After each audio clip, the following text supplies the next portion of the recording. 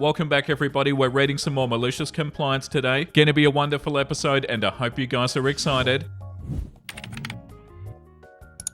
The first one is called Karen Says Stop Cheating to Reserve the Best Parking Space in Front of the Building. A Karen neighbour of mine complained that my roommate and I park in the same parking spot, which is right next to the walkway up to the apartment building. Both of us ride motorcycles and both motorcycles belong to me, but my roommate rides one to get to work. She accused me of using my second bike to get a de facto parking spot when nobody in the complex has one, and said that what I'm doing is not fair and it's cheating. I said, okay, I'll stop parking both of my bikes in one spot. She seemed satisfied with that and left. An hour later, I had all 7 of my motorcycles, 5 from inside the garage I rent, but it's halfway across the apartment complex, sitting in front of the apartment building, taking up every prime parking spot in front of the walkway. She went straight to management to complain. The management came out and knocked on my door. We can't have you using up every parking space. Let me guess, Karen complained. Yeah, she told me I'm not allowed to have 2 bikes in one parking space to reserve a space. I'm not doing it to reserve a space. Both my roommate and I ride both of the bikes that we park in that one space. All of the bikes belong to me, but I gave the keys to one of them to my roommate to ride for commuting to work. The other one is my bike for going wherever I need to. We park both in one spot to be nice and conserve parking spaces so other people have somewhere to park. I was only showing Karen what would happen if I'm only allowed 1 bike per parking space. The other 5 bikes are generally in another parking space, in my garage where I keep the bikes that I don't ride frequently. The apartment manager said, I understand. You made your point and I'll talk to her. Please put the other 5 bikes back in the garage. No problem, I said. It's been a few weeks and I haven't heard from Karen. Edit, since so many people are inventing details that are not in the story, assuming those details are true, and then getting upset over what they imagined, let me clarify something. This happened at 1 in the afternoon on a day both my roommate and I had off. Most people are away at work during this time. What's more, with the exact topography of the apartment complex, there are only 2 apartments per walkway without going upstairs on my side of the building, but 4 on the other side because it's upper level and the building is built into a hill. What this means is that most people park on the other side of the building, leaving most of the parking spots in front of my building free and open except for very late at night. How do you think I took up the 7 closest spots with all 7 bikes if the parking lot was full of people trying to park? Think about it before you assume details that aren't spoken, just because you want something to be upset over. Both bikes are away from the apartment complex at the same time for a minimum of 4 hours a day. We engineered the situation where my roommate gets home between 3 to 4 in the afternoon, and thus gets first pick of the parking spots. We also could both be driving cars instead of riding bikes. Then there'd be 2 spots taken up instead of 1. I could just choose not to rent a garage and park all 7 out there, forcing people into overflow parking, but I don't. Also, the garage is beyond the overflow parking. It's not fair to expect me to always park in the garage and walk even further because you don't want to park next to my bikes, and have all of 2 extra feet to walk to reach the concrete walkway to the building. Yeah, this comment. I adore this level of petty. I aspire to be this level of petty. The next one is called Work My Hours or We'll Find Somebody Who Will. So there I was, working at a mid-sized IT firm as a software developer. My team had always been pretty laid back, focusing on results rather than the exact hours that we were glued to our desk. Our projects were delivered on time, our clients were happy, and our team morale was high. That is until we got a new project manager. Let's call him Dave. Dave was fresh from a highly regimented corporate background and had ideas about proper workplace management, which pretty much meant micromanaging everything. He'd schedule unnecessary daily status meetings, demanded we fill out hourly work logs, and insisted that everybody strictly adhere to 9 to 5 office hours with minimal breaks. One day during one of his infamous efficiency crackdowns, he sent out an email with a new policy that all coding must be done strictly within office hours to ensure collaboration and supervision. This was so ridiculous because creative work like coding often requires flexible hours for maximum productivity, but Dave was adamant, and he ended his email with, if you think you can find a loophole, think again. Follow the rules or we'll find somebody who will. Challenge accepted, Dave. I decided to comply, meticulously. I coded strictly between 9 AM and 5 PM, not a minute earlier, not a second later. If I encountered a bug or was in the middle of a complex piece of code, too bad, 5 PM means the end no matter what. My teammates, fed up with being treated like school children, followed my lead. The results were predictable. Projects that usually took a couple of weeks started dragging on. Tasks that could have been completed in days with a bit of overtime took much longer because we couldn't capitalize on the bursts of late afternoon productivity that we were used to. Our workflow was severely disrupted, and the quality of our work started to deteriorate. Dave noticed, of course. He had to answer to upper management for the sudden drop in productivity and lack of commitment, which he knew was a result of our dissatisfaction with his new policy. When upper management called for an impromptu Zoom meeting with the entire team at 4:30 PM, To address the ongoing project delays, the entire team logged in to explain our situation. In the meeting, Dave spent half an hour shifting blame and berating individual team members. He didn't even mention the 9 to 5 policy that had led to the whole situation. As the clock ticked towards 5 p.m, the tension in the virtual room was palpable, and our team hatched a plan over text. Right on cue, as the clock struck 5 p.m, one of the employees spoke up. In compliance with Dave's 9 to 5 rule, we must log off now. Without missing a beat, every single team member clicked to leave meeting, leaving a stunned Dave to face the executives alone. This abrupt mass exit highlighted the impracticality of Dave's rigid policy, making it clear to the executives that change was necessary. The incident, quickly dubbed as the 5 o'clock Zoom exodus, led to another meeting where Dave was publicly admonished and instructed to abolish his strict rules in favor of more flexibility. As for me and my team, we made sure to celebrate our little victory with a well-deserved happy hour after 5 p.m, of course. Wow, that's so funny. I'm so happy you and your team did that, OP. Imagine that you're in the position of Dave where you're coming into a workplace like this. Why isn't Dave trying to work with you guys to make everything better and actually listen to you instead of telling you what to do? The audacity, that's so frustrating. Like, just walks into this place and messes everything up. But yeah, I love the way that you and your team handled this, OP.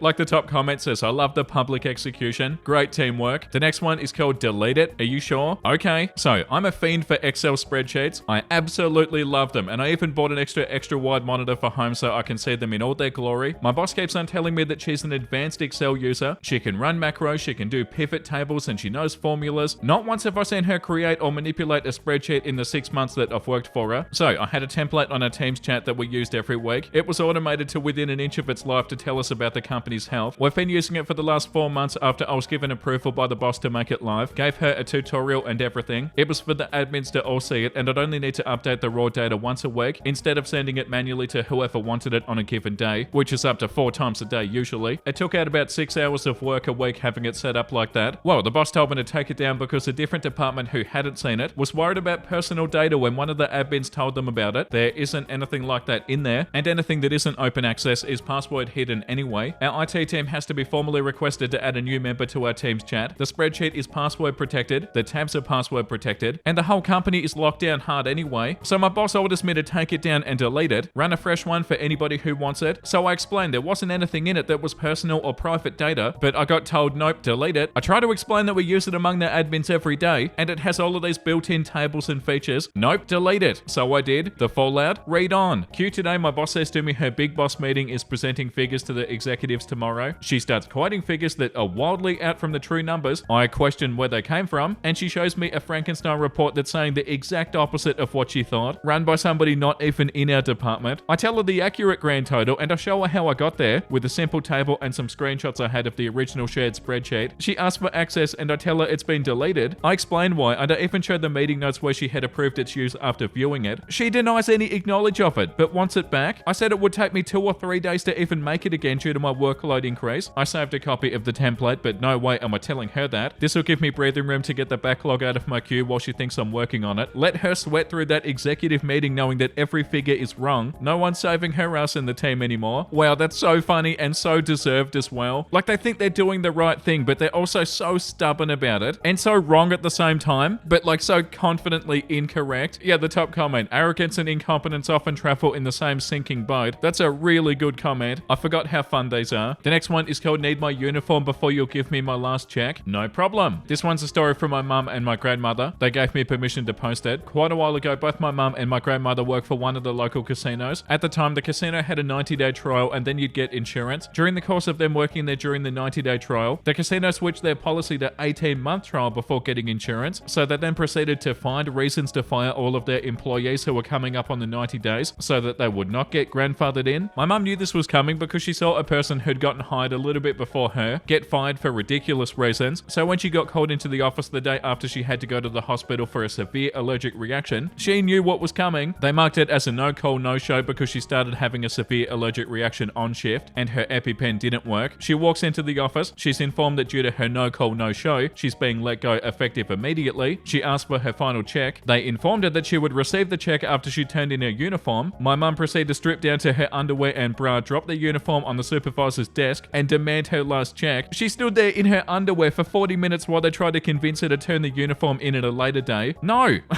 You said that I'd get my check when I turned in my uniform. There's my uniform. I want my check. Eventually, they wrote out a check. She then walked out, taking the long route through the casino, saying her her goodbyes to all of the staff and regulars on her way. So a couple of days later, when my grandma had her shift, she knew what to expect because she was coming up on the same time frame, and my grandma proceeded to do the exact same thing. My grandma walked through the crowded casino in her underwear. Wow, that's incredible. Yeah, pretty much like this comment says, they are rock stars. What a story. Okay, let's read a couple more. You want to put how much concrete in your Civic? Many years ago, I worked in a locally run store that sold a bit of everything. I was the low-paid teenager that carried heavy things to people's vehicles. While working one day, I get called over the radio that a customer needed 12 bags of concrete. They're 80 pounds each. I was expecting to see a pickup truck or something similar backed up to our loading spot. Instead, I saw a small Honda Civic there waiting for me. Thinking it was a mistake, I asked the driver to relocate momentarily as I had somebody coming to pick up multiple bags of concrete. Imagine my surprise when they told me they were the customer I was waiting for. I asked the customer how much they wanted to take in each trip, as I believed the nearly 1,000 pounds of concrete might be too much for such a small vehicle to handle. The customer became aggravated and insisted that they were taking it all at once. I ran this past the store owner to make sure that I wouldn't be held liable for any damages. I ran back, apologized to the customer, and I began loading the bags. As I loaded everything up, the customer made several quips about how the customer is always right and that I was too young and naive to understand that vehicles are engineered with a margin of safety. It quickly became apparent that there was no play left in the suspension, but at this point I just stopped questioning things. I couldn't fit all the bags in the trunk, so the customer cleared their back seat and I loaded that up as well. Upon leaving the loading area, you could clearly hear things rubbing. As the car went to exit the parking lot, it passed over the elevation change between the lot and the road. There was a loud pop of something breaking, followed by scraping. I could see that the driver was irate in the car. After a moment, they got out, looked around and under their car. The guy sheepishly asked for my cell phone because his had died and he needed to make a phone call. A short time later, a tow truck came to remove the car, and the guy waited in our lot for nearly an hour until his wife could come pick him up. That's so funny and so embarrassing. For that person, I mean. Like, oh yeah, it'll be totally fine. No, it won't.